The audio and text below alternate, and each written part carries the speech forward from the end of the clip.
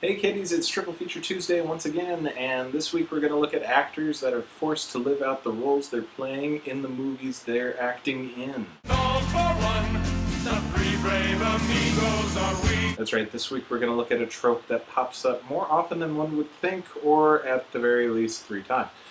These are movies in which the main characters are actors that, through some sort of confusion and odd circumstances, are forced to live out the roles that they have played inside the movie, which is to distinguish it from movies like My Name is Bruce, where Bruce Campbell is asked to save the day from some sort of undead creature, or in Ocean's 12 when Julia Roberts is playing Tess Ocean, who's pretending to be Julia Roberts, and Bruce Willis, who's pretending to be Bruce Willis.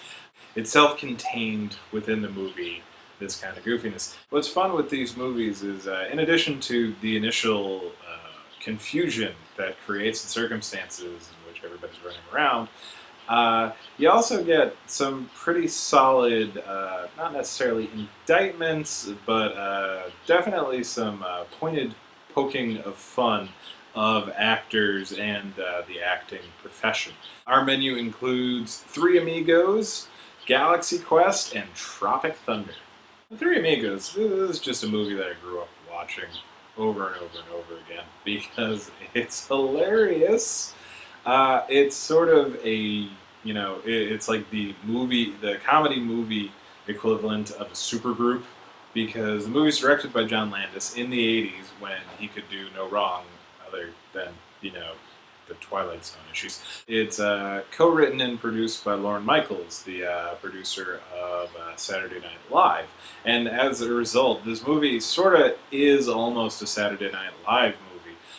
You have, our main cast is Steve Martin, Chevy Chase, and Martin Short, 2 of which were actual cast members of Saturday Night Live at different parts. And let's face it, Steve Martin has hosted the show enough that he's, an honorary member. I think he's like 11 or 12 times he's hosted it. I think it's between him, John Goodman, and Alec Baldwin for who's hosted it the most. And you get all these really great cameos, or not necessarily cameos, but little bit parts being played by actors like John Lovitz and Phil Hartman. And also Joe Mantegna pops up in there, and he has a recurring character. He's one of the super fans from the Saturday Night Live. In Three Amigos, Steve Martin, Martin Short, and Chevy Chase play Lucky Day, Ned Niederlander, and Dusty Bottoms, respectively, the actors who portray the Three Amigos. And it's not really quite clear if those are the character names of the Three Amigos, or if those are the actor names. They're the only names that they're referred to by throughout the entire film, and within the film within a film. An added bit of fun to this movie, especially since this is the first movie in the triple feature, is that it's a period piece. It's set in the silent film era, and so you get this really great opening with in the beginning you get to see an actual film of the Three Amigos doing their shtick. And this is a crucial thing. In all 3 of these movies, you will have some form of a movie within a movie that the actors will eventually have to play out as if it were real, or in order to save their lives. I'm sorry, but this triple feature is going to get meta in a lot of different ways, and it's probably, I'm going to lose track of pronouns and different layers. Think Inception, but sillier. So, Three Amigos, they get too big for their britches, as they're the hottest thing in town, and get fired. But at the same time, a Mexican film goer by the name of Carmen doesn't really understand the difference between film and reality, and this will be a recurring theme. There will be some group that does not get that the actors are acting, and thus they are forced into it. She sends a telegram to the Three Amigos asking them to save her and her town of Santo Poco from the infamous El Guapo. And since they've been fired and need a gig, they think, it's just a little, promotional piece. They'll go down, they'll do a little act, and they'll get paid. Lo and behold, it's real! And they find out when they get shot at, but with real bullets. Thus, we come to the moment in these movies in which, or in this movie, in which the three amigos stop being actors and start being heroes, in which they rise to the challenge and do eventually save the day. Spoiler alert for a movie that is, oh god, just short of 20 years old. Oh man. To say that the movie is funny is an understatement. You have, again, Steve Martin, Martin Short, and Chevy Chase, all when they were at the top of their game. Even Chevy Chase. I love the scene after they have their first faux victory against the forces of El Guapo, and they're all celebrating.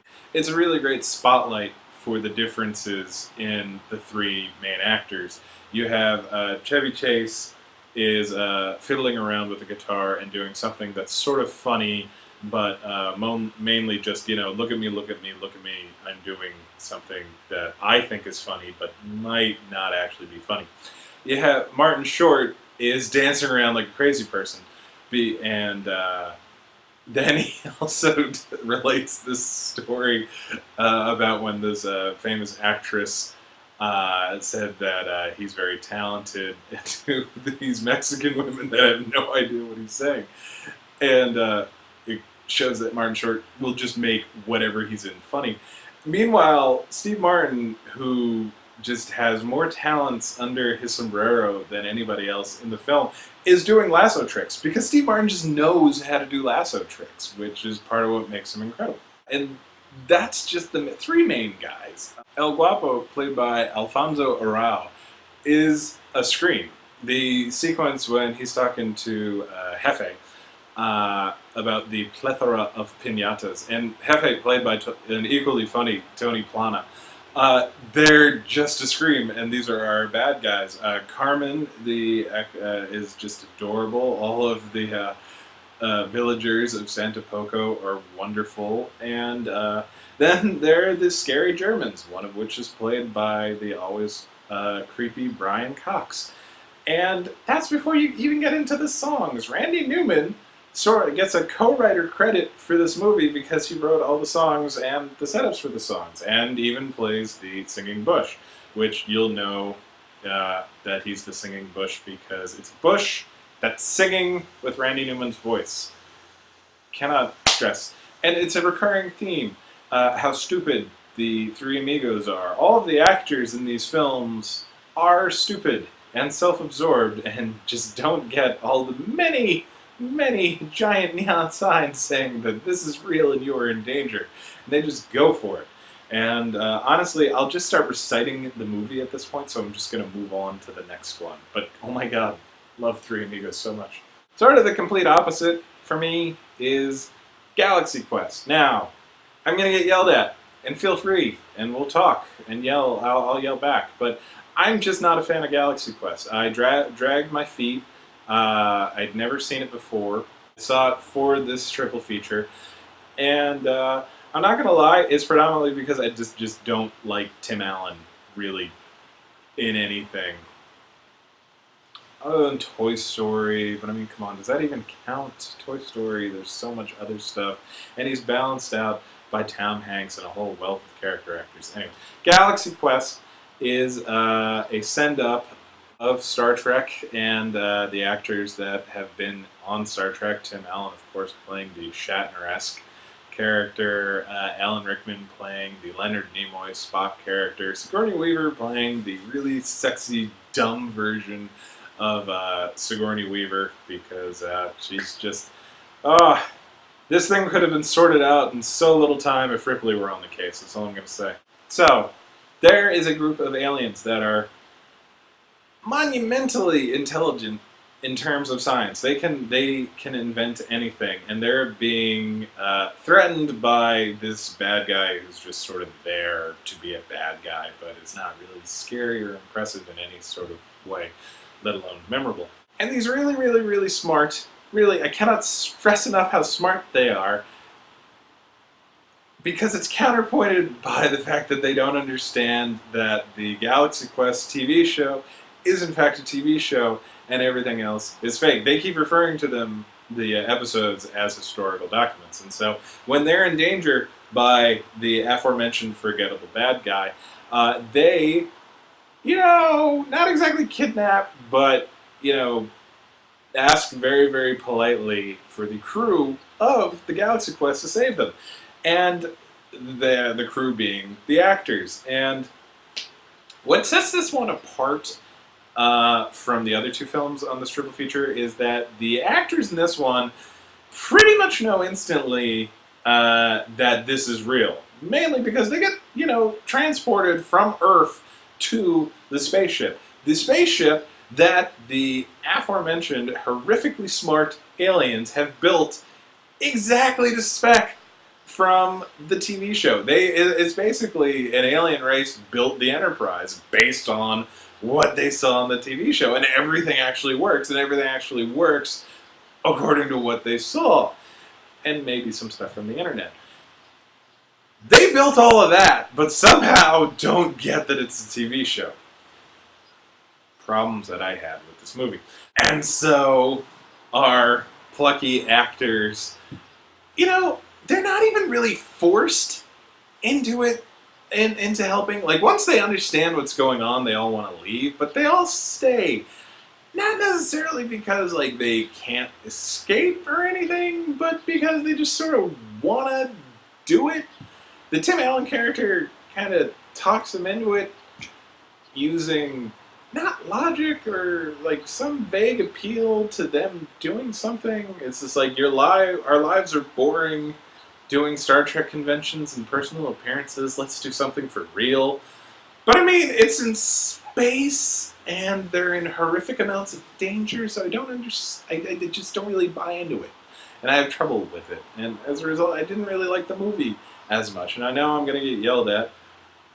I think part of it is also that the movie came out in 98, and I didn't see it in 98, and 16 years later, there have been so many parodies of Star Trek, not the least of which the Futurama show, that a lot of the jokes kind of fell flat and cliched for me at this point, on top of the fact that I really dislike Tim Allen, which is a shame because everybody else was great. Sigourney Weaver playing the Bubblehead was really, really funny, and her screw that moment was great. Alan Rickman, do I need to say anything about Alan Rickman? Sam Rockwell is funny enough.